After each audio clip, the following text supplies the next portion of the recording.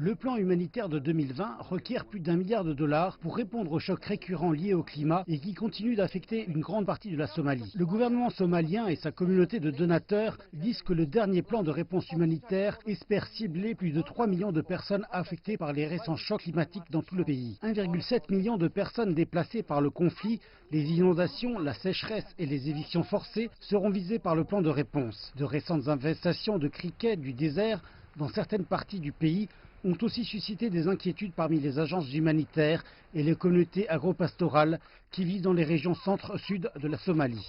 Le plan général répond aux malencontreux chocs climatiques auxquels nous sommes confrontés et qui sont à présent aggravés par l'infestation de criquets dans le pays et la région tout entière.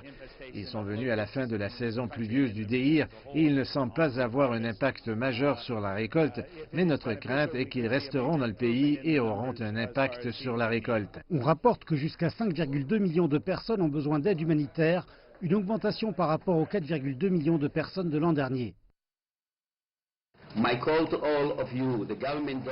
Mon appel auprès de vous tous est de poursuivre le travail extraordinaire d'apporter de l'aide humanitaire là où elle est requise. Travaillons ensemble à sauver des vies aujourd'hui et à restaurer la stabilité dans le pays, à minimiser les pleurs et à sauver des vies. Au cours des dernières années, les partenaires humanitaires expliquent que les primes en argent liquide sont utilisées pour permettre aux familles pauvres de répondre à leurs besoins immédiats. On pense qu'en 2011, plus de 250 000 personnes sont mortes suite à une grave famine qui a déplacé des millions de personnes. Les experts disent qu'ils ont appris les leçons clés des précédentes catastrophes naturelles. Les versements d'argent liquide sont devenus une partie importante de la réponse générale, non seulement en termes de sécurité alimentaire, mais dans tous les domaines comme l'abri et l'eau. Par ailleurs, les familles déplacées commencent à rentrer chez elles et dans leurs fermes suite à l'exhortation des autorités alimentaires d'accroître la résilience parmi les paysans et les pasteurs afin d'éviter tout déplacement supplémentaire.